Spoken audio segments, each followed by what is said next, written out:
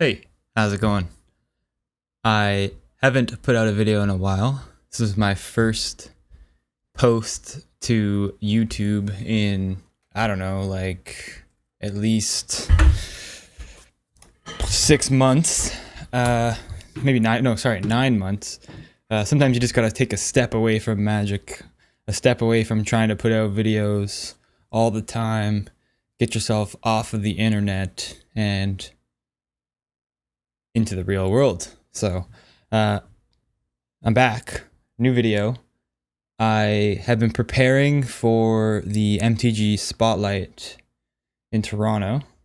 It's currently the week or the day after the Lorwyn Eclipsed box event where you can win a box. It's a sealed event where you open 6 packs because of course it's sealed and build a deck. If you get 7 wins, you win a box. In this event, you win a box of Lorwyn Eclipsed Collector Booster. And if you go 2 losses, you lose. The event is roughly, I think it's just under $45.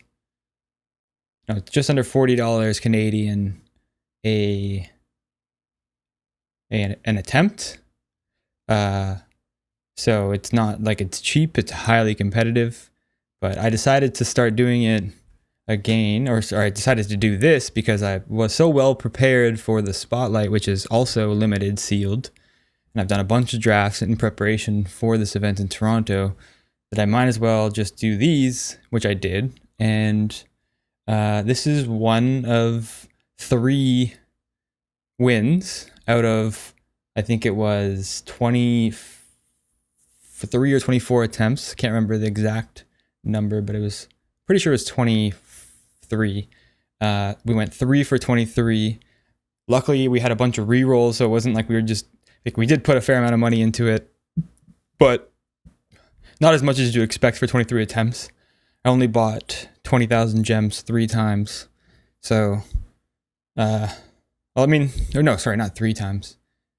No, it was 7 times. Wait, 5 times. We ended up putting about $750 into this, so that's money. But winning 3 boxes, pretty good. Still in the profit. This was a deck that I thought was the most interesting. I would love to put out all of the videos. I might put out another one of the wins. We'll see. But this was the most interesting deck. This was a big surprise for me. I didn't think that this deck would go that far. This deck is like pretty average. Ironically, the 3 wins out of the 23 wins were with what I would consider medium to low quality decks compared to what is out there. In this sealed format, I do feel like you need to just play all your best cards. And this one, I don't believe had that many rares. We'll take a look. I know I had a few, but I had some pools with just absolutely busted cards. But the nature of best of one is just that sometimes you just don't do well. And you just go like 0-2 with 2 insanely good cards, right? So that's just it. Yeah, let's get into the video. I ended up spending a nice chunk of the weekend doing this, so might as well put something out, put a little content out. We hit Curious Colossus and we hit Collective Inferno. Pool, like I said, relatively medium. We did end up building our decks, and I would recommend anyone that's doing these events to build your deck on third-party website called sealeddeck.tech. I definitely use that because it gives you data. It's a little bit easier to organize your deck, or sorry, to construct your deck on there. And yeah, I mean, Arena's UI could use the user interface, could use a little bit of quality of life improvement. So I export the deck over to Sealed Deck Tech, and then I ended up building it on here. So you're not really going to see my process as far as choosing the cards and Annoying me that this keeps popping up at the bottom. Okay, yeah, choosing the cards and like kind of like sifting through what I was gonna do, but I can tell you with a reassurance that there wasn't really many options in this pool for what I was gonna do. It was just a pretty clear.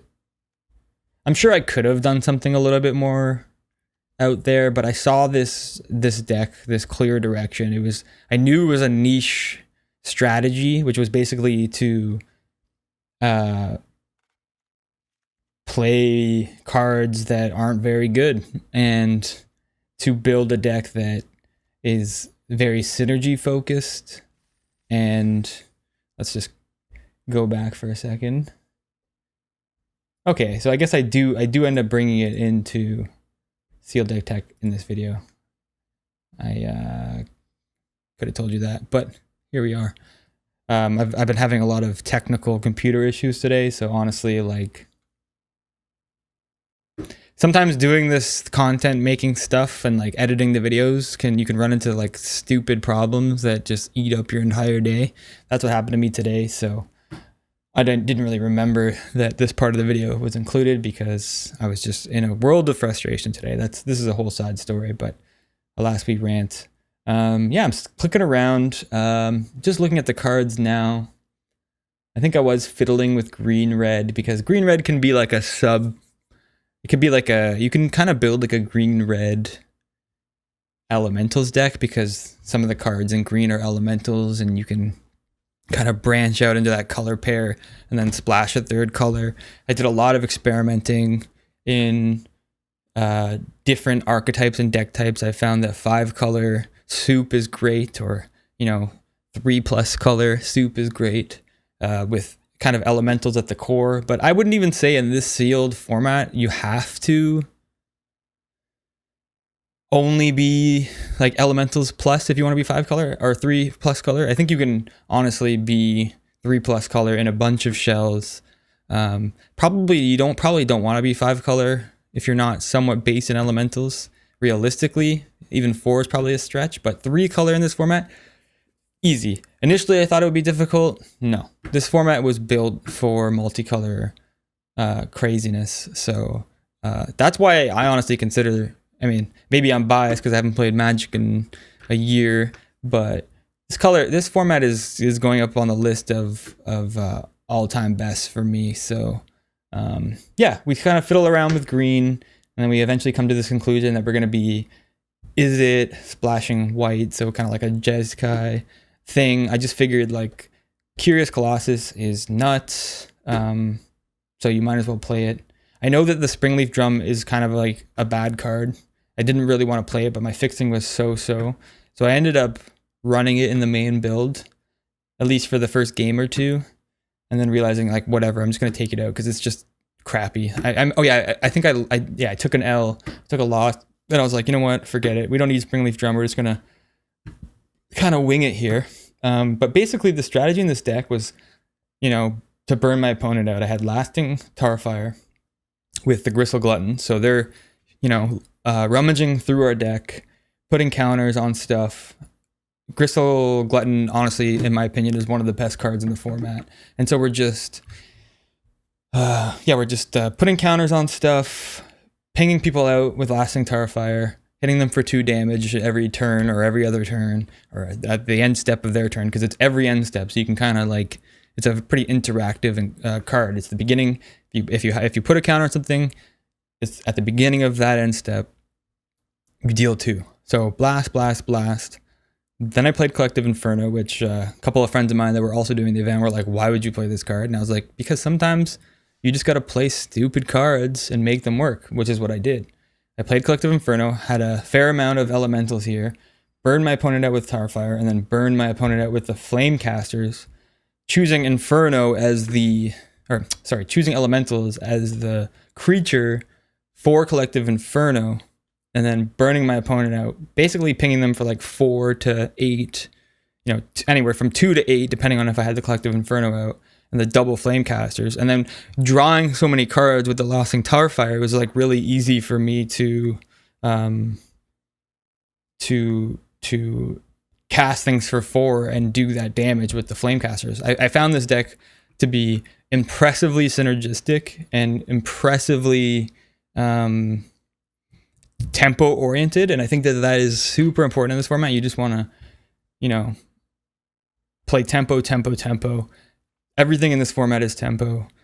You can sometimes you can catch a break when you play something more something more cohesive and smash in, but like you can play Kithkin or goblins, and you can kind of blast through with your aggressive strategy. But I think for the most part, what you want to be doing in this format is building a deck that can just churn through cards, draw cards, get to its bombs. Well, especially sealed, but I think the same is for draft, and just play your bombs.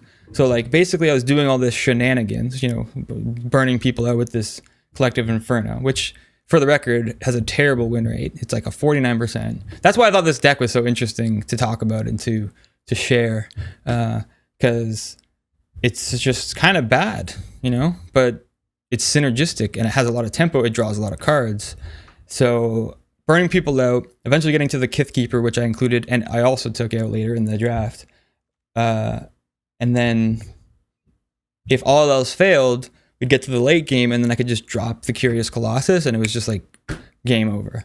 So I think this deck was resilient, had a good amount of redundancy, and here we are, first match. Let me just turn the volume down here. Unfortunately, I missed the first game and a half because I forgot to hit record. So I tuned in, and so here you are, the end of match 1. I think this was match 2. Sorry, the end of match 2, and my opponent is starting to stabilize, start to feel confident, and then I dropped this Colossus on them and started to punch in, clearly. I'd already pinged them for a fair amount of damage with the lasting Tarfire. I had hit their 5/4 with the liminal holds, as you can see. And now that I have obviously the 7/7 out, I'm just smacking away. Hit another one of my 3 Gristle Gluttons and pop that down. Fantastic news, obviously. We're drawing more cards. Again, tempo. And we're pinging for damage. So yeah, I mean, I remember I was afraid in this match, like, because I believe that outside of elementals, like, the best deck is elves. So I think it's elves and elementals at the top. And if someone gets into a consistent elf deck, which is pretty difficult, especially in sealed, it can be really, really hard to beat. So I remember I was kind of on my toes for this match, and it was all right. I was on my toes, but we put them on the we put them on the ropes here, you know. Another thing that I learned, and I've always kind of known, but I got a little loose with it in the past, is like playing full control is the only way to go when you're playing these events, because honestly, you got a lot on the line here. It's really high stakes, so you should just be playing full control. If you want to win on Arena, you're playing full control. Anyway, here we go. Play the Zealot. Pop him with the card off the top. Hit the Tweeze. Beautiful. Obviously, the confidence is coming back. Or not coming back. It never left, but now we're feeling really confident. We got a 6/6, a 1/3, a 7/7. Or sorry, 3 1/3s, a 7/7, and the lasting Typhar combo. Like, it's hard to lose this match. So what do we do here? We just punch in. It's time to just punch in. Hit him for some deep damage, you know. Oh, we just pass. All right, we're chill. That's the thing, is we're just chilling. I don't remember this, but I guess we didn't attack. We're just hanging out. I mean, why would we? They got the 4/4 and the 2/2. I guess they could just trade with our 7/7. It's kind of giving me PTSD, to be honest, watching this stuff, because it was a long was a long time coming. We were playing this for a while, so yeah, 23 events in 3 days is 20 hours, 25, something like that.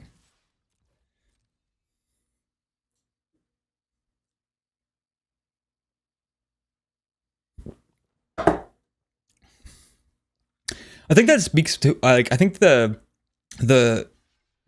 how like the lasting Tarfire was really impressive, and I think that speaks to the state of this format, which is that it's just tempo-y. And so a card like that, which takes advantage of the tempo, the swings in tempo, and the card advantage,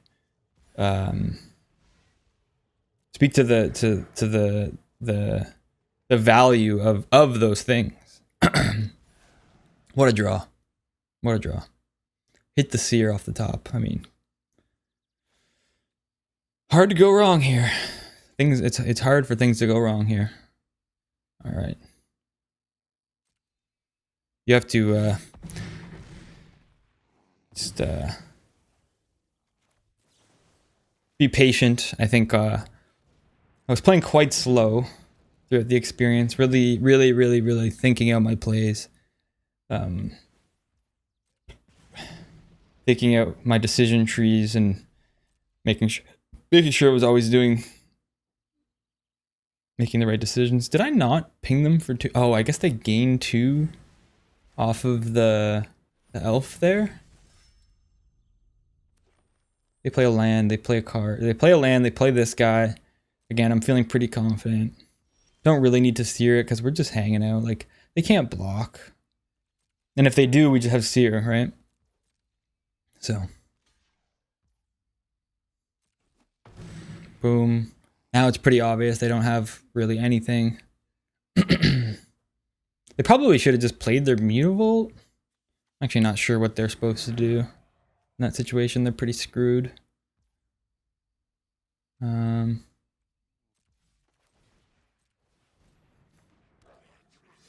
Yeah, I feel like I was playing this pretty conservatively, but that's not, I don't think that's a bad thing.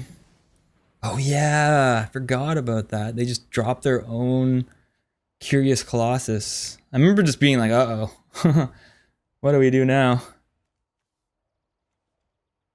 Nothing saves us.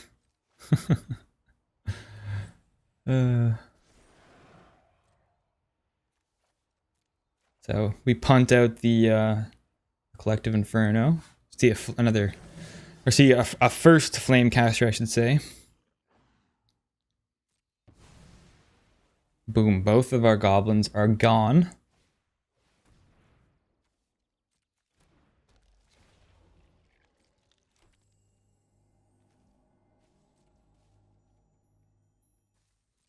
Oh, hit him with the nice. Okay. Hit him with the nice. Hit him with the 2/2 or the 2 damage. But we're hitting good draws. I mean, we're not even worried here. We're just chilling. Just chilling. I mean, we're not chilling. Things are getting a little sketch, if we're being honest. But, you know, things are definitely getting a little sketchier. They could churn and burn and stabilize through this board state for sure if they draw right. But they've seen 8, 9, 10, 11, 12 lands already. We don't really need to block here. I can't remember if I block or not. But we definitely don't need to. Just take 7 damage. We could take 7 damage.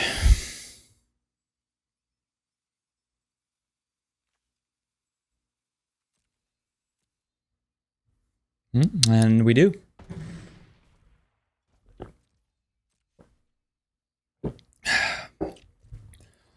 All right. So now we just go Menace. And we can swing for 6, 7, 8, 9. If we want. I guess we don't because they have the 2/2. I think it seems like it appears as if I'm calculating damage here, so I guess we just opt for going all in. We are killing the 2/2 after all, so I guess it's fine because they're gonna double the 3/2. We just pop the 2/2. They take 3, 4, 5, 6, losing their Mutavault, which basically leaves them in a place where they have to draw a land and or something good, and they don't. So we take them down for this round. We take them down.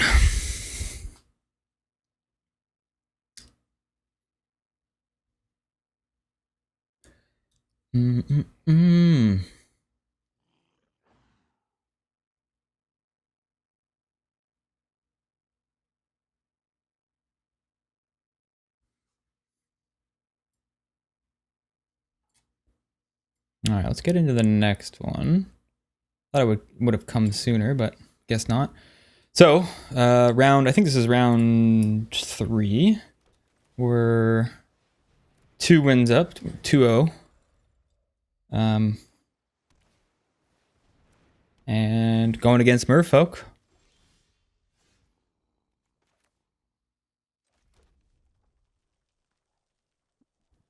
Going against Sprayquaza is their name.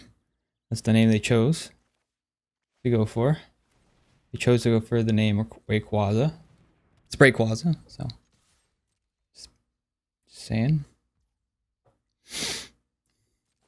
Probably should have just swung first there. I don't think I intended to tap down the way that I did either. I think that swing was probably questionable. They don't swing. Also questionable. So we go 2 on the 2/2. I think seeing this 2/2, I'm like, okay, so maybe they're like not really Merfolk because that's a Kithkin. So they could just be like blue-white stuff, you know? They don't block again. It's fine.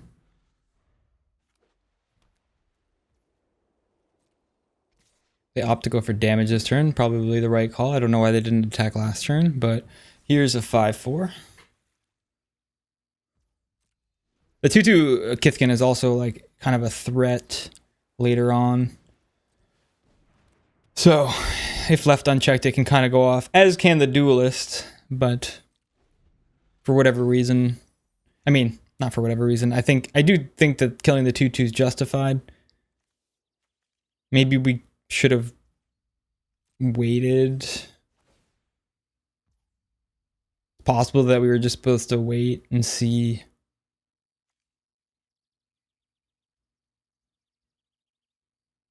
What else they do.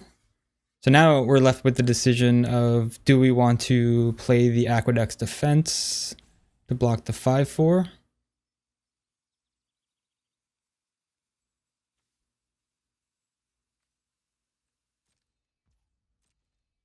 I say, no, sir, and I just let him kill the 1/3. I don't know. Maybe I should have. I probably should have blocked. Doesn't seem like they're showing any like instant speed cards, but you can't really justify decision making off of that. Collective Inferno, that's a nice hit. So right now we can kill basically just the Merfolk and the Spikeling. Oh, I was thinking of the board wave. That's not the board wave. This is the, oh yeah, this is this card. The Doubler. Which is fine. Good card. Decent. We're in a tough place. I mean, we're not in a great position right now at all. Definitely just kind of on the back burner here, just hoping they don't slap us around. Oh yeah, that's right. They do that. Are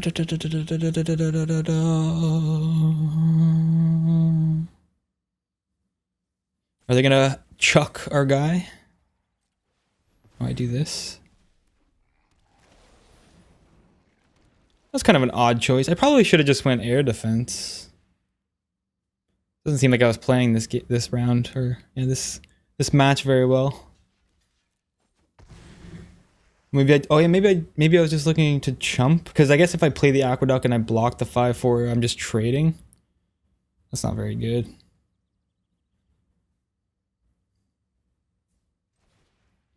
All right, got another Flamecaster. Pop it down, I guess. Guess that's what we decided to do. Just pop her down.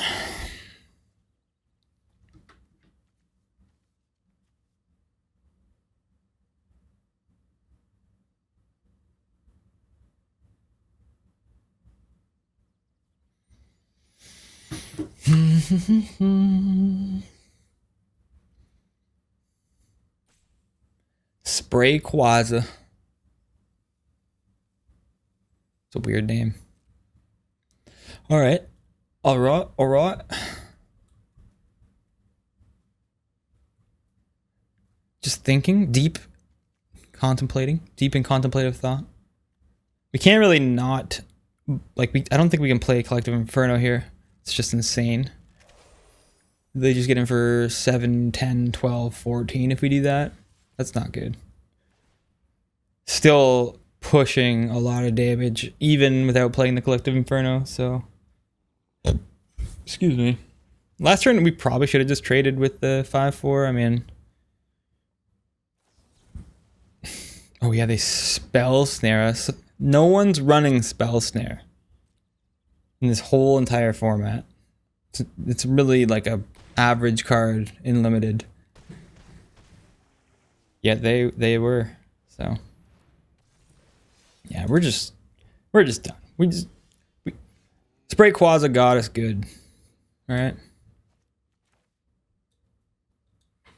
We're just done.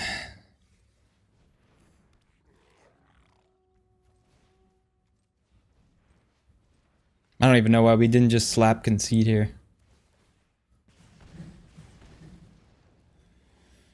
Oh, the game probably could have went differently. They were definitely just pressure on the whole time though, so like... Didn't really matter. I guess I could have tried to swing first. They definitely would have blocked. Like there's no, I don't know, like, I don't think there was really a decision tree we could have made here that would have altered the course of this game. They were just a little too ahead the whole time, and that's just, sometimes that's magic, you know?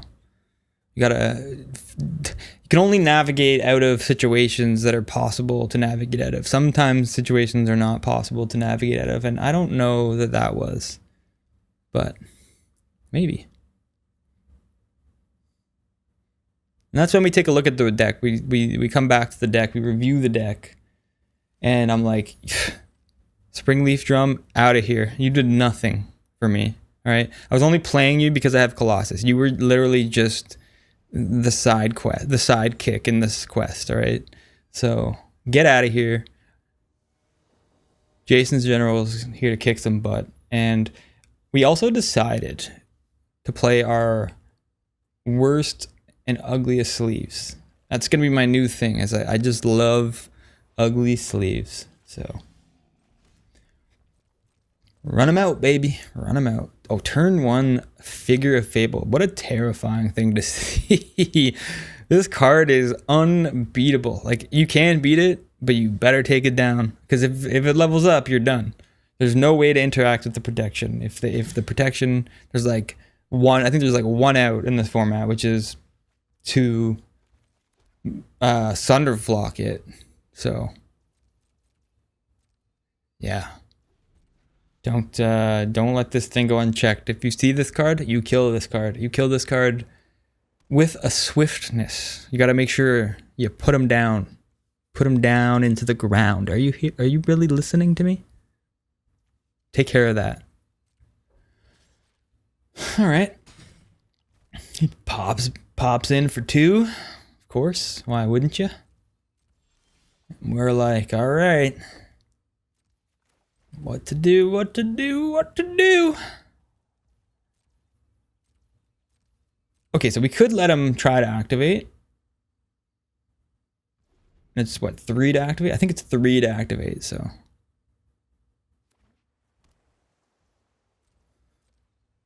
He pops in for 2.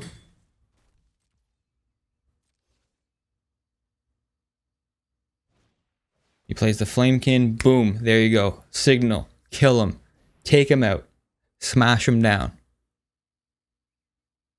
They could have the 2/2, oof, that would have been really crummy if they had the hexproof, the 2 mana hexproof spell. But is it 2 mana? Blossoming Bind, it's 1 or 2 mana. I think it's 2, might be 1, I don't know. Well, I think it's called, no, not Blossoming Bind, Blossoming Hex? Is that the name for it?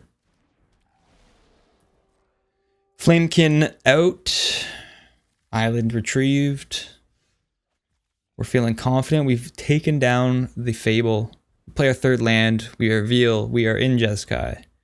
And the opponent is a little afraid now. I can sense their fear. Sean Hemp. I don't know if he's got what it takes to go up against the general store. Alright?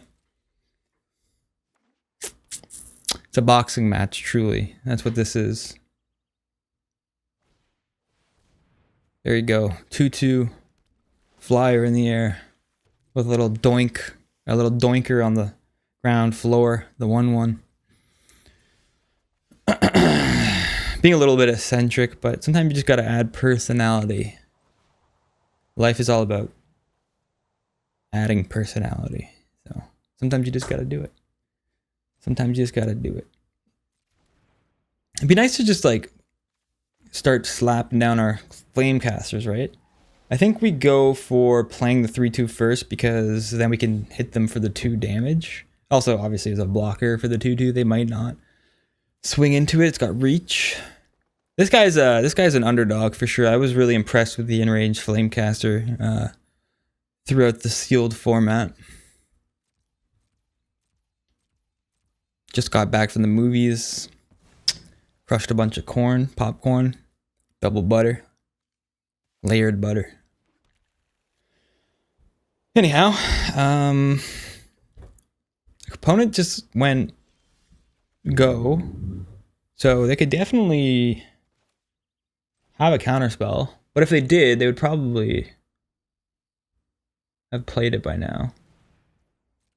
Or sorry, they probably would counter this Collective Inferno. Maybe not, we'll see. Can't really recall. I guess not. They just let it slide. So clearly they just have nothing, presumably, or maybe they have draw spell. They have the 2/2 or the 5 mana draw. They just have sneakling, okay. They were just trying to sneak attack. I mean, sure. Sure. Sneak attack with the mischievous sneakling.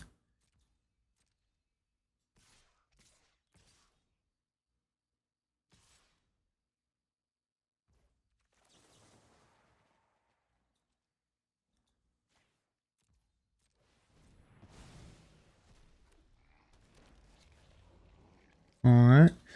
Sorry, spaced out there a little bit. Why did we... Oh, I guess, okay, the 3/2 didn't die, so we just chumped... What did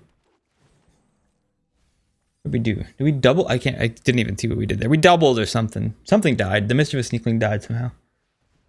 Oh, they're gonna, oh. They're getting back to Fable. That's not a board state that you want to see. That's not a thing that you want to see, I should say, not board states. It's just not a thing. You don't want to see that happen. Okay? You never want to see that happen. Boom. Sear the boy. Bam. Swinging for 3/2.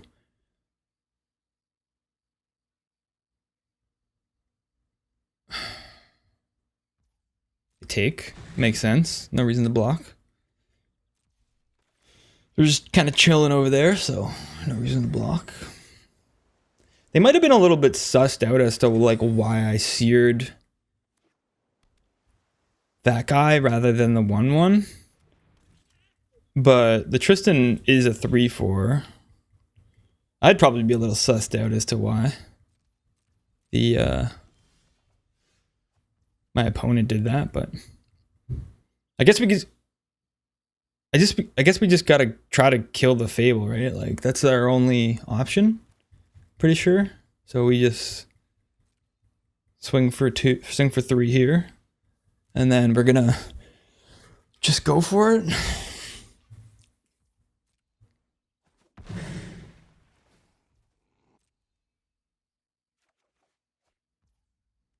To me, that's the only sane decision to make here. So go for that guy. Oh yeah, what do we hit him for? This is a beautiful sequence of events. I mean, we hit them for 8 damage here. Okay, like there's a chance that they could level up their 1/1, and we could still kill them in this situation with, you know, 2 3/2s that ping for 4 every turn as long as you play a 4-drop. I mean, come on, could you ask for anything better? No. The answer is no. Certainly a mountain is not the better thing. Ditch the mountain. Hit another mountain, because Arena likes to just troll you. Every time. Every freaking time.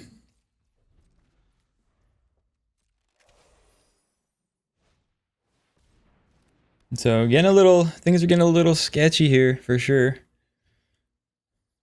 Definitely, I can feel the paranoia kicking in from behind the screen here, just watching myself play. I remember being a little psyched out here, like, okay, we need to hit something before they come back, because they're gonna start doing some crazy stuff. And so we blight, right? Ditch, card. Oh, still so bad. I mean, come on. We're like 1 4-mana card away from lethal here. Yeah, hit the 4/2. Makes sense. Tap that boy down. Luckily, we have our Gristle Glutton. Card is phenomenal.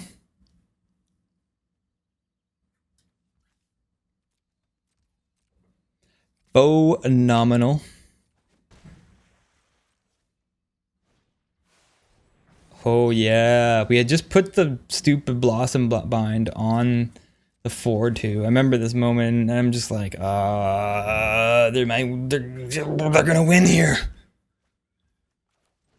They're gonna win. Still feels like they're gonna win. We just gotta like take 6 here. That's basically it. Or take 8, I mean. Like, what else are we supposed to do? They got a 6/5. So they're gonna just like punch. They're gonna punch in for 6 minimum.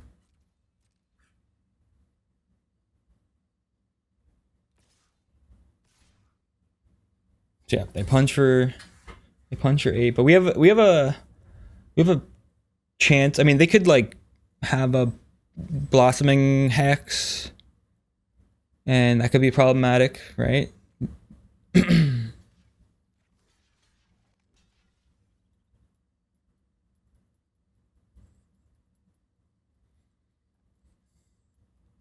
Do I block the 3/2?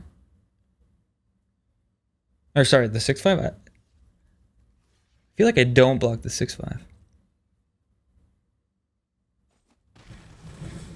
Wow, I blocked the 6/5. Oh, that's right, it kills him. It kills the 6/5. Okay, that makes sense. Now I understand why I blocked the 6/5. Because if I don't draw a game-ending card here, then things are gonna get a little sketchy.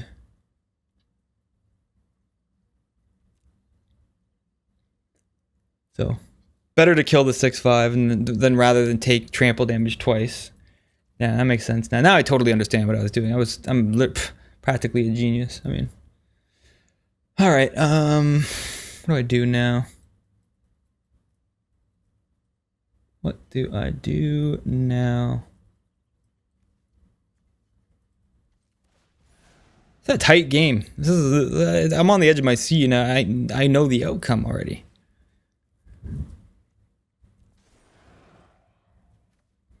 Okay, ditch that. Okay. Play this. Yep. And then the 2/2 is really not doing much for us. So I'm pretty sure we just... Oh, we keep it. Okay. Fair enough. Fair enough. We keep the 2/2. That's fine.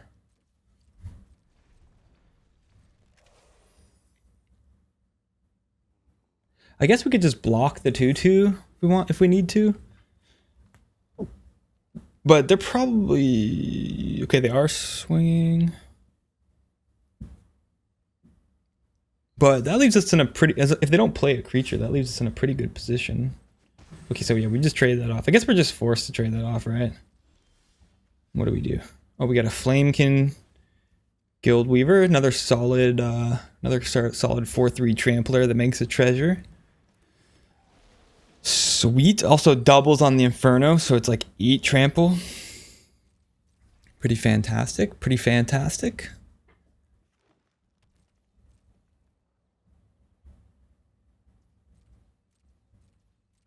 Draw. Kisskeeper. That's a funny one.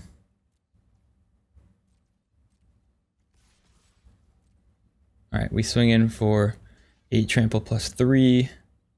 That's 7 damage.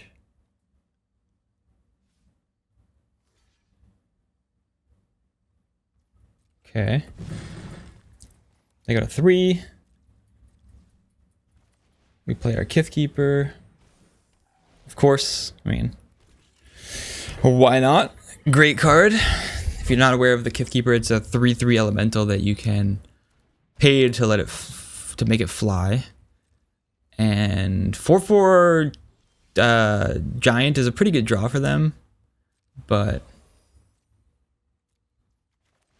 doesn't matter to us because we just bounce it back to their hand, pay the ward cost, and that should wrap it up. Yep, there it is. Pretty sweet victory there. Pretty sweet.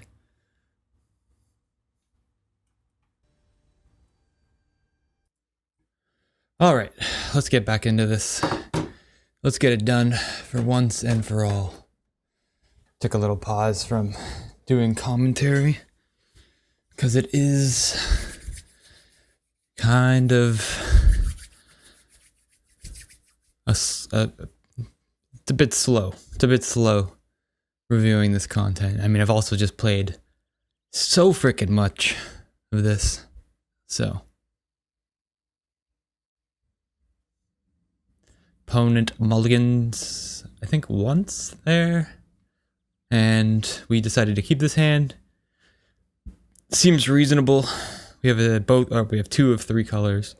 We have basically 2 of our strategies, or both of our strategies in our hands, Collective Inferno and Colossus. So seems decent. If we don't have a land or 2, obviously it's gonna get a little bit sketchier. But we also have the Glutton to continue to rummage. So Glutton, pop it down. Can pretty easily just ditch the Kithkeeper here to try to find the land we need. We find a land, that's good. Can still ditch. I would still ditch the Kithkeeper, to be honest. The sensible thing to do would be to ditch the double white card, but I mean, Colossus is Colossus, so I mean, it's not really sensible. You're gonna just, you want to be playing that card, so. I guess we still do want to try to hit a land. We could just rummage our Glutton.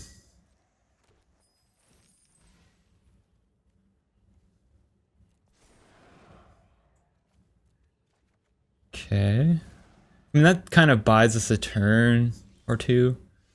Evolving Wilds. Okay, so bounce the robber back to their hand. It's a little awkward to do that considering it makes it a treasure, but whatever. We stop the damage from coming through, so it is what it is.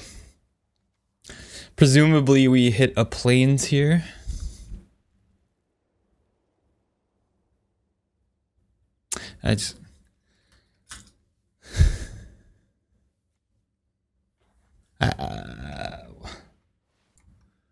All right. Anyway, so they go ahead, recast the Noggle Robber.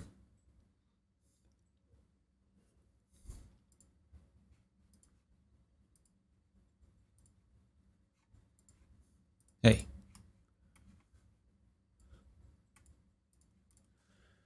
I don't know why the Windows bar at the bottom's not going away. There we go.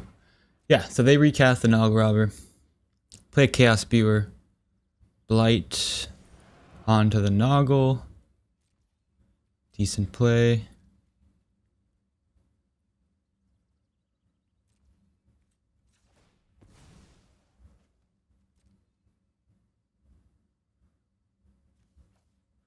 Hit the planes. Very good. Bam. Probably just run out the Flamecaster here. Or the Flamekin Weaver. I guess not. I guess I don't need to, right? Because I just have the 3/2. I can punch for 6.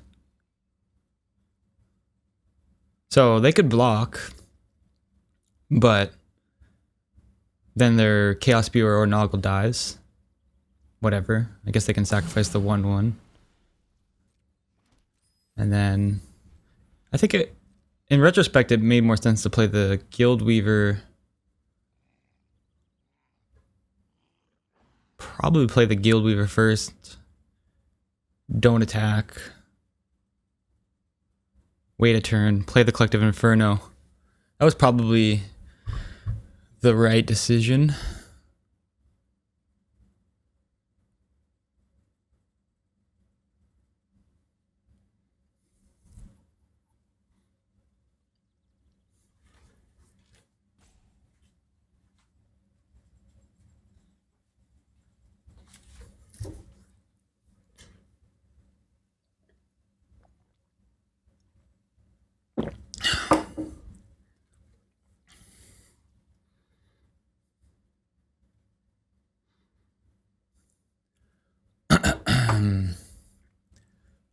Okay, opponent's thinking it out, swinging for 5.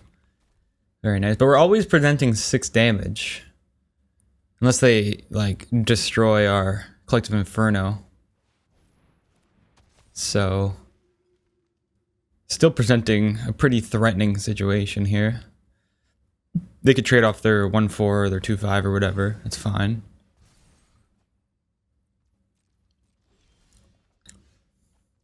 Boulder Dash, okay.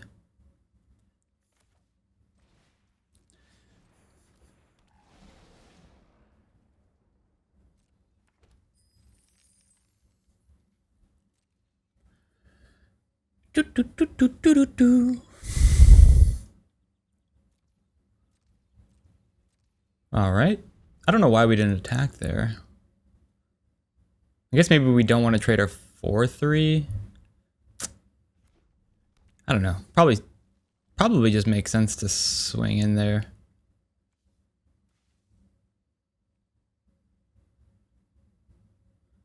Hit him with the little Oko wink. I love that. I love that emote. Pew, pew, pew, pew, pew, pew, pew, pew.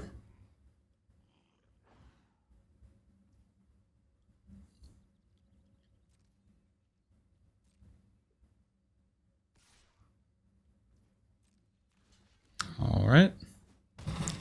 Trade.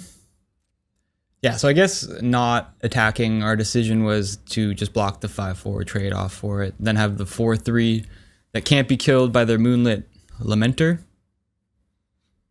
Kind of makes sense. Play their own Flamekin, sure.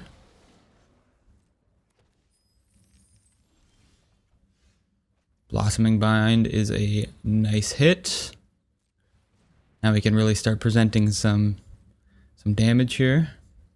I wonder if I was supposed to just like cycle out the Boulder Dash.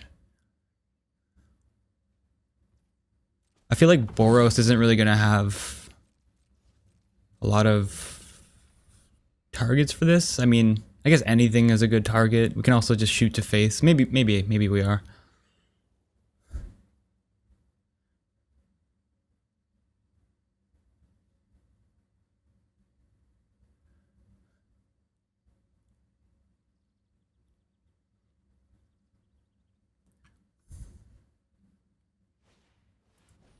Another Chaos Spear, okay. They blight onto the 4/3. Oh no, they probably blight onto the Lamenter. Draw another card. Could draw 2 cards.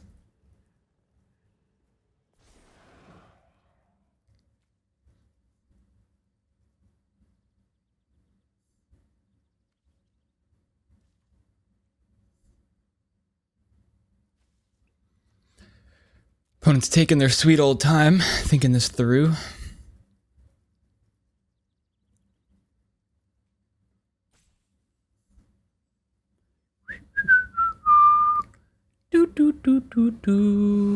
Oh, that's right.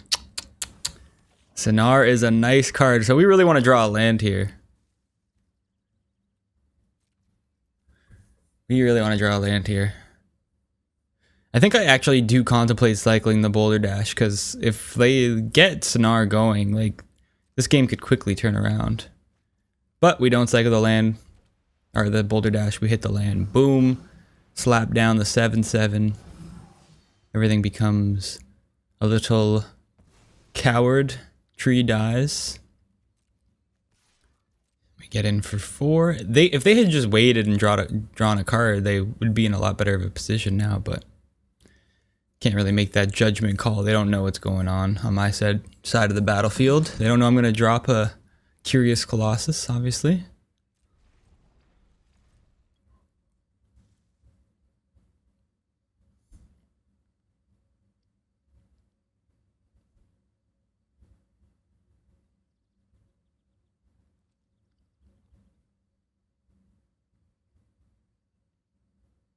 Thinking. Opponent is deep in thought, contemplative, probably mad that they're in the situation that they're in. Probably can be pretty frustrating losing in these events because you only get 2 losses. And obviously they're in a pretty bad spot here. If they triple block the 4/3, they survive, but then we can still hit them with the Boulder Dash. Oh yeah, oh that's right, we can just go boom, 2, 1, bam, take care of those, swing in, get through for 8, or for 4, 7. Well, 7 from the Colossus and then 4 from the Guildweaver. And that would wrap it up. That's going to wrap up the game for sure. All right. Let's finish this off. You know, we took down the last match, and we got a few more left here in this draft, or in this sealed event. I had to give myself a little break from running through these videos. It can be a little bit of a daunting task. Sitting through an hour and a half of my own dry footage. It's a little bit boring. Anyway, hand was a good keep. We got our Glutton, which can help us rummage. I feel like I've said rummage a lot throughout this recording, but at the end of the day, that's what this deck was all about, was just rummaging and rummaging and rummaging. So that's what we're gonna do. Gonna rummage. Yeah. Slap. Try to get in for that bait attack. They didn't fall for it. Drop down the 3/2 Sizzling Changeling.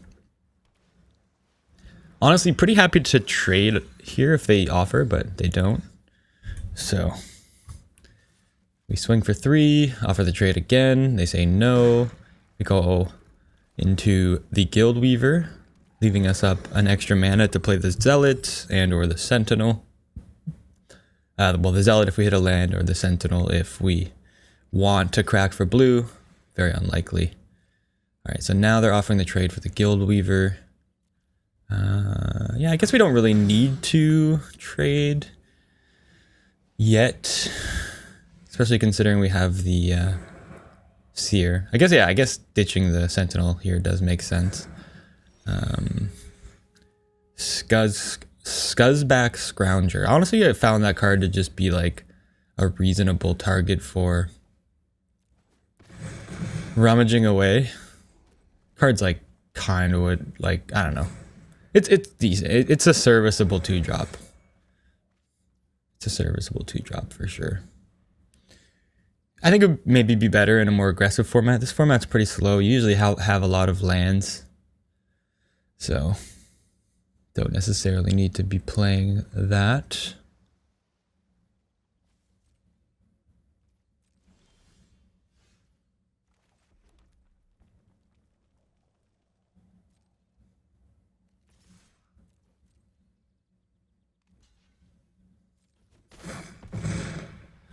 Alright, let's trade for their 2/2.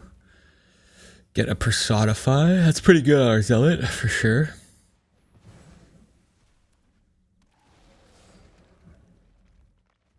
Hit another land. Play out our Flamecaster. And say go. We're in a fantastic position. Opponent just decides to scoop it up, understandably. We gave him the slappening there, so. Oh man, this event was rough. I did so many of these. Having PTSD, just thinking about it.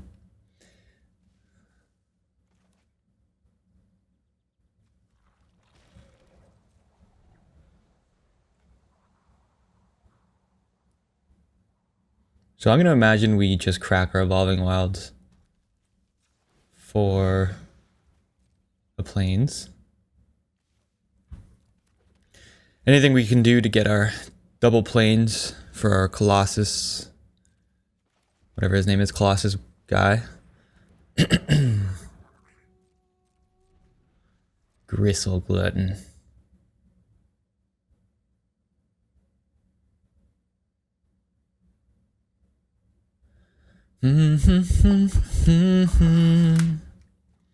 Yeah.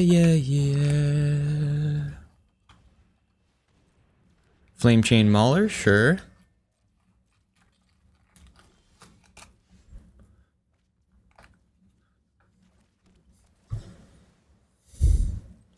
We decided to just punk the Flame Chain Mauler. Makes sense, we have a bunch of removal in our hand, so let's get rid of an island. I guess we have some double red cards, so we ditch an island here and get in for 1. Oh my god. Enraged Flamecaster is a great draw in this position.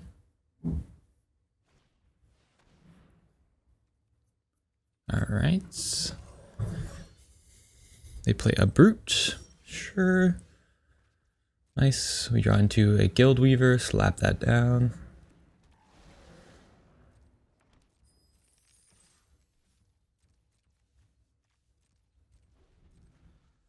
I guess we could have tried to get in for a little cheeky attack there with the Glutton.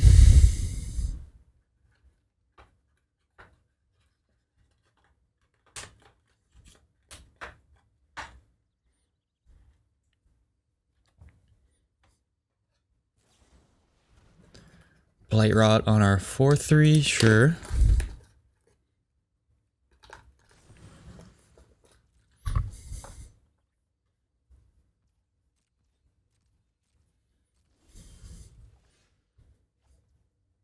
Little Zealot boy.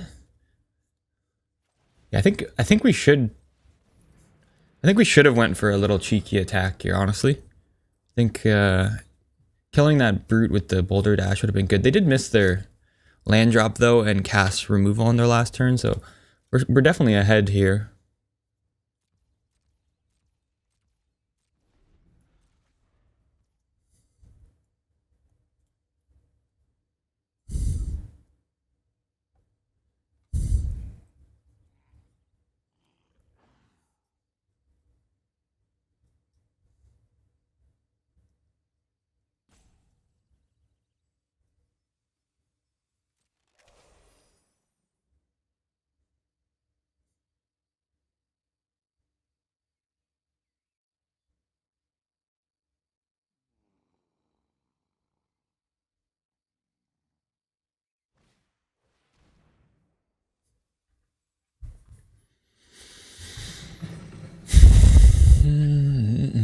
Dun, dun, dun, dun, dun, dun. Okay, probably just gonna slap down the Zealot, I imagine.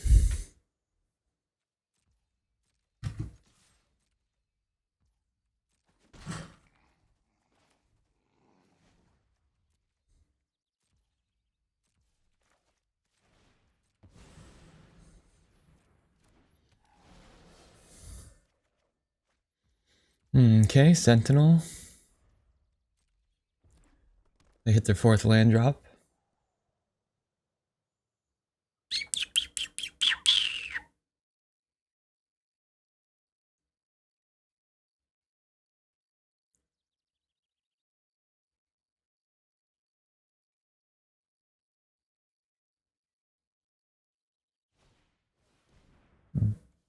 Bogart Curse Crafter.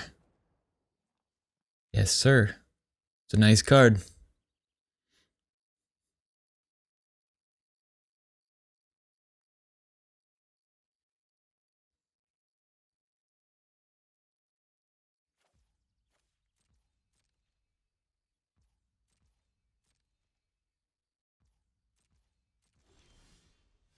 Okay, so they do nothing.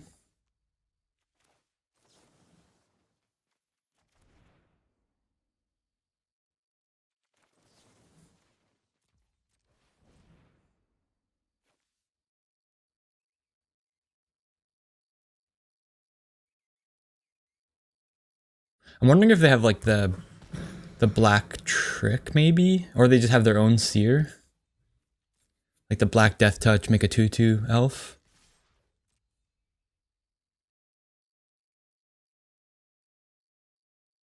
Now we finally do the cute attack. Like, why didn't we just do this 2 turns ago? We could have had 2 extra points of damage.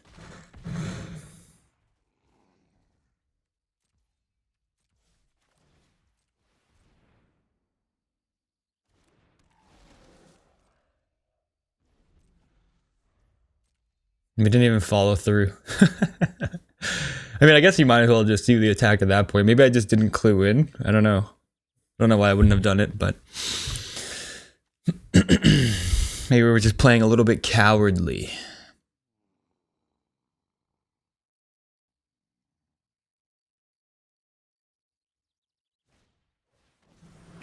Burning. Okay, burning curiosity. They didn't. So I don't know why they didn't level up their brute the last turn. Maybe they just like wanted the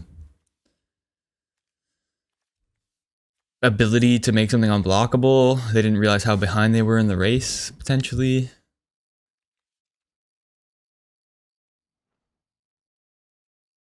We're definitely hoping they play the 1-drop here because that card is uber powerful. If it gets to like untap and do the thing, card is nuts.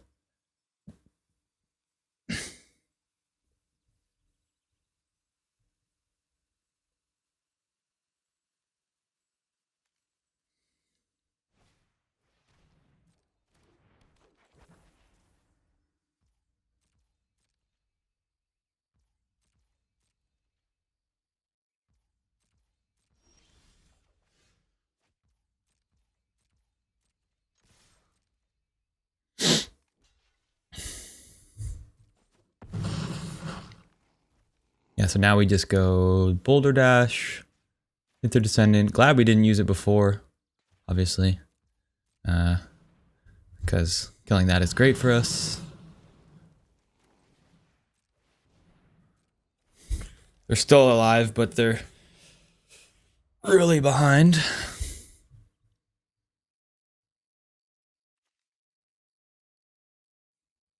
So they probably just run out the tree, the 2/7 tree.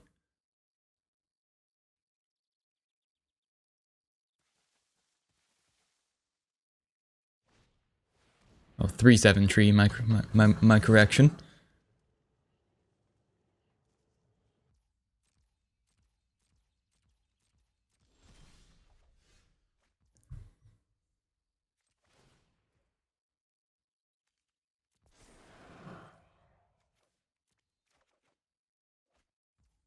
All right, we jam. Might as well just jam all, right? Sizzling Changeling can get us a card off the top. Some Sentinel will draw us a card. Zealot's gonna get in for damage. There's no reason not to just smash. Yeah, they're not gonna take potentially lethal, leaving themselves open to a tweeze here if they let the Zealot damage through. So, oh, I guess the card also doesn't die, so that's notable. Or worth noting, I should say. Gristle Glutton. We should probably play. Oh, maybe we just want to ditch it. What do we? Oh, maybe I don't know what. I don't know. I honestly don't know what we were thinking here.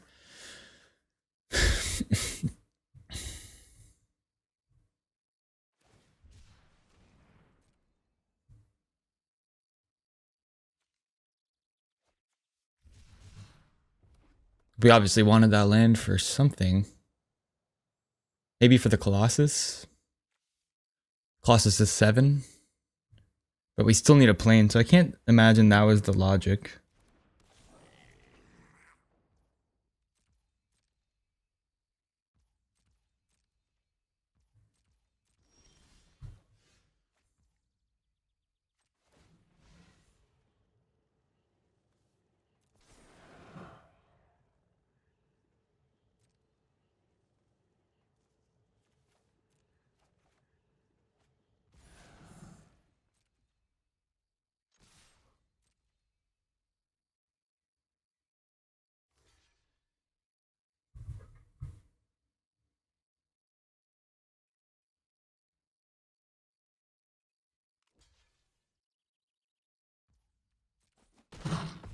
Alright, Changeling is dead.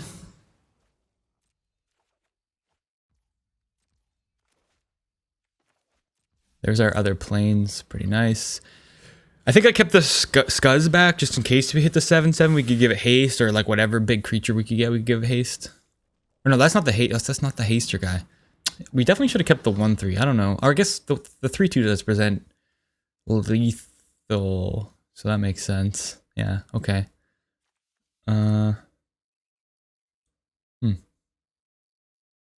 They got this Zulrah now. That's a pretty good hit. Or this Kulrath Zealot, not Zulrah.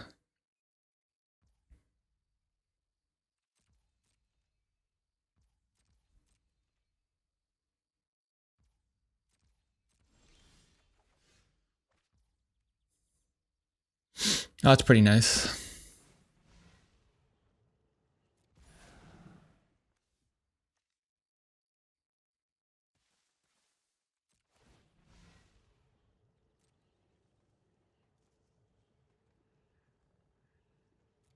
No, we do not need a treasure token. Thank you very much. So they double block. We kill one of the two things. I guess they can't really double block.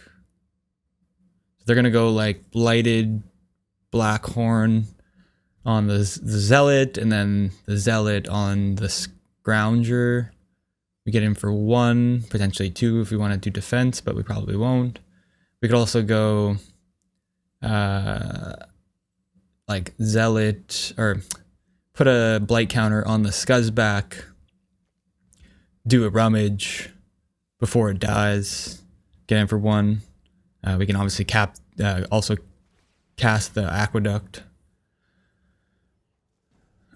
On the defense... Okay. Their Glutton.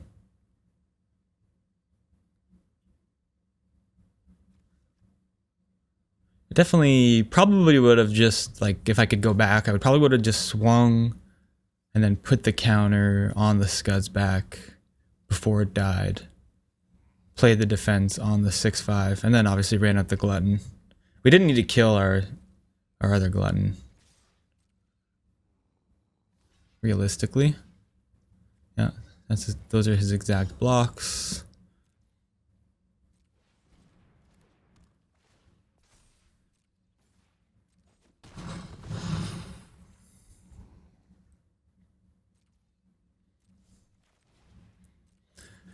We got another Glutton though, so things are looking up.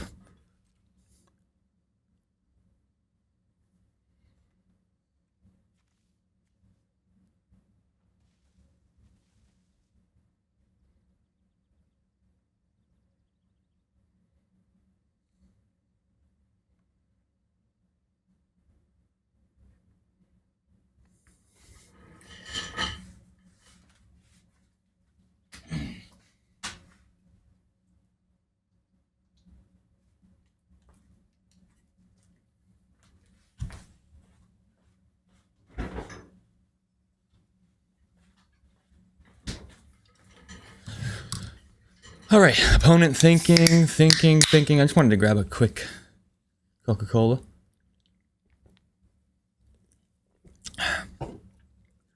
Coca-Cola cherry.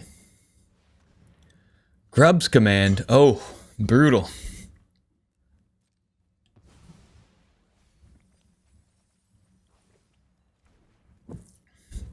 They literally get a whole new hand. That is so bad.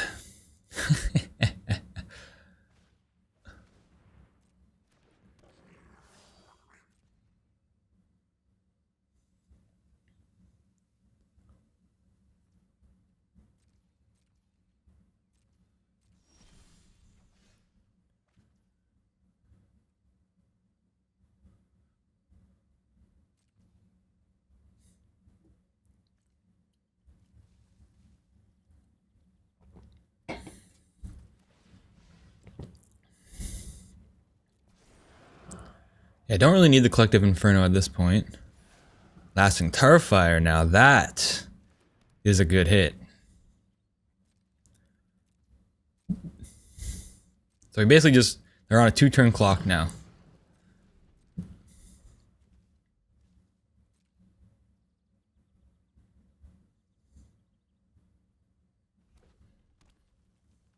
Two-turn clock with the Lasting Tarfire. Gonna ping them away. They play their lifelinker. Trying to hold on. Holding on for dear life.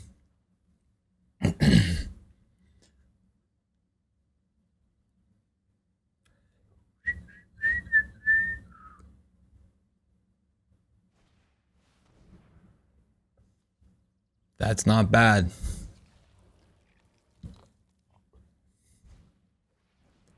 That's also incredibly good. Holy cow. So they're gaining 5?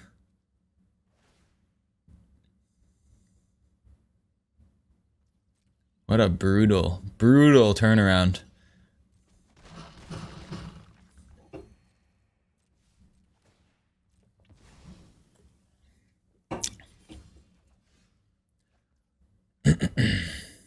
Personify? Okay. I don't think this really does anything for us.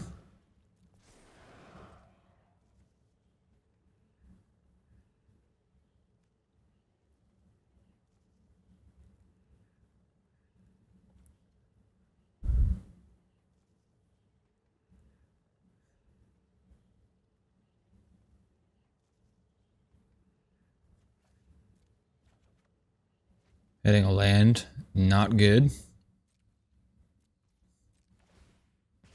They take 2, okay.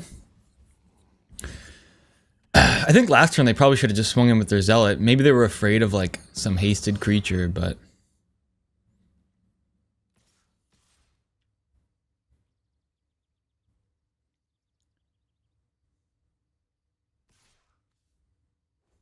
They see the line now, clearly. So they're just gaining life. What an eventful game, holy cow. What a turn of events for these guys. Just absolutely incredible. Chain Mauler, that's a pretty good hit for us. That's a really good hit for us, the Kithkeeper.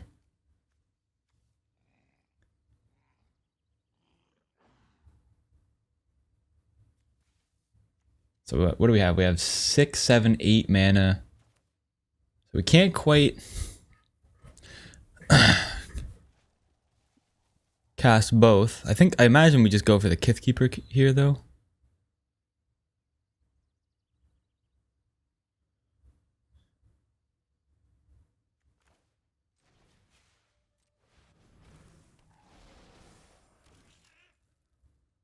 And probably don't Glutton, because the Glutton is going to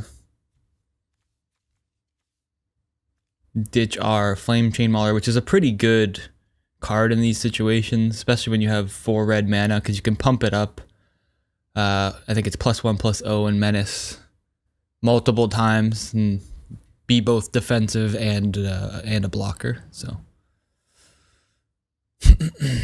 Grub Storied Matriarch.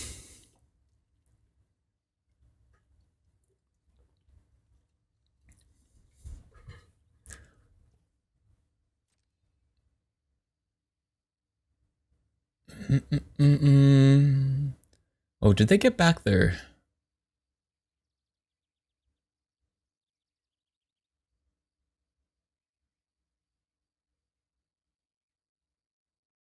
Can that get back their kill spell?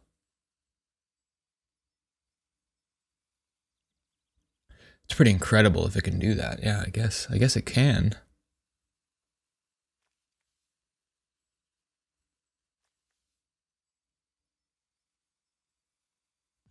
As you can see, like, everyone that's playing these events is like hyper focused. Wait a second. Why wouldn't they just kill the Kith Keeper?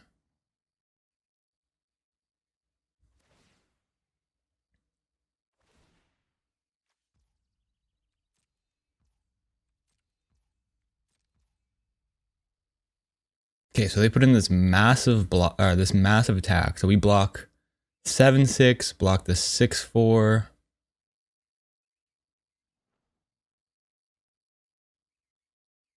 So we block the 6/4, sacrifice. So block the 7/6, block the 6/4, take 2/4. We just have to block one of the 2/4s. So we block the 2/4, and then we take 2/4, 7. Put a counter on this the one mana like the 1/1 that's chumping the 6/4 to stop them from getting lifelink. Yeah.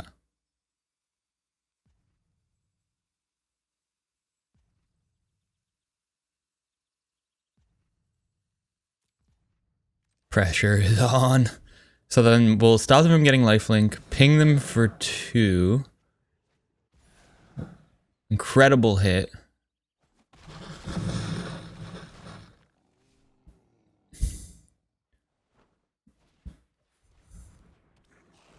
So they take 2. We have our Recluse.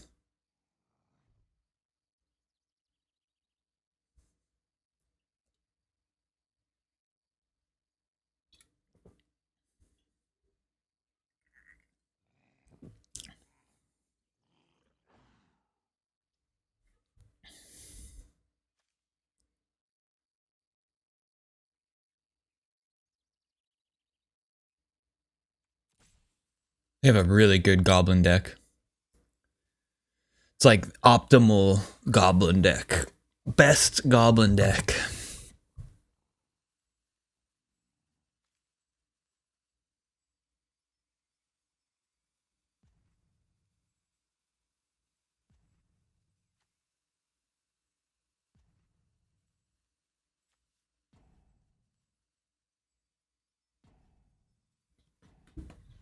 Just spacing out there, thinking about it while the time clock runs down. This time clock, by the way, this rope time clock is like such a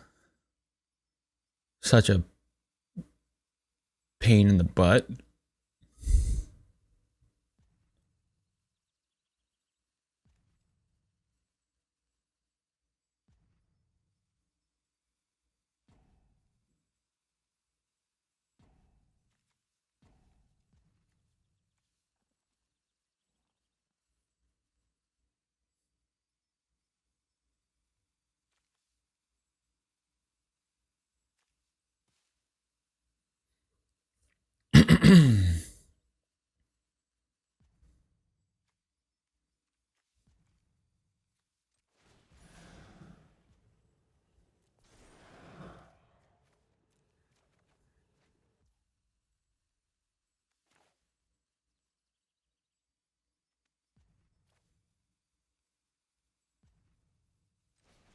Oh yeah, that's a good hit. So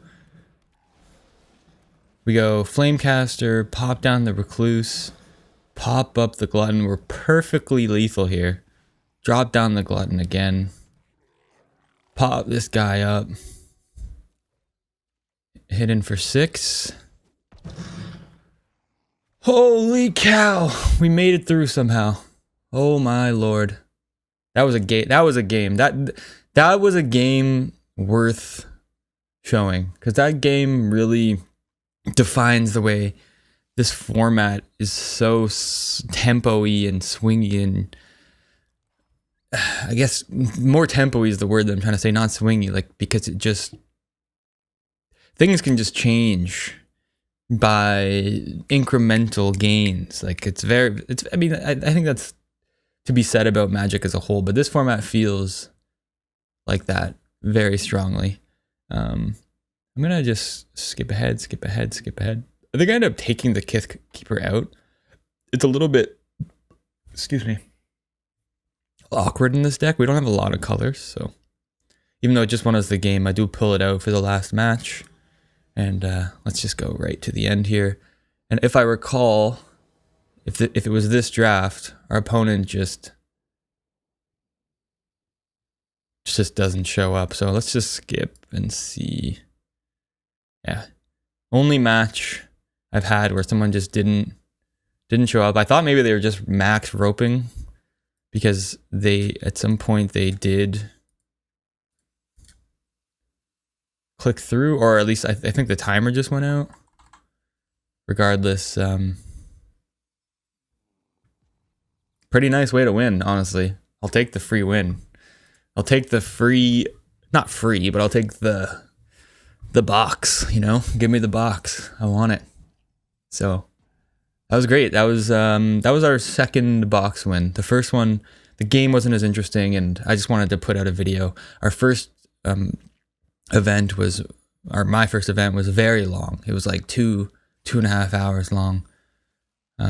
This one a little bit easier to review, only an hour and 40, an hour and a half, something like that. Anyway, yeah, we got there. We hit the box. So I hope you enjoyed this content.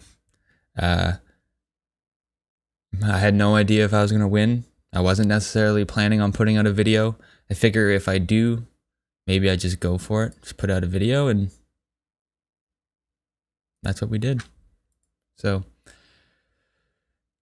yeah, I don't know. I mean, I don't know if I'll be putting out content regularly. I might do more of these sealed events, and maybe just be putting out some for those. But here's a video. I've been trying to do other forms of content creation that are a little bit more involving and fun and exciting. I'm actually working on a pizza reviewing video, which should be fun. I'll probably just post it to this channel because, like, whatever, who cares? So look out for that. If you manage to make it through this video and you care to see content by me, it'll be coming. So thanks a lot. Appreciate you. Have a good one. Cheers.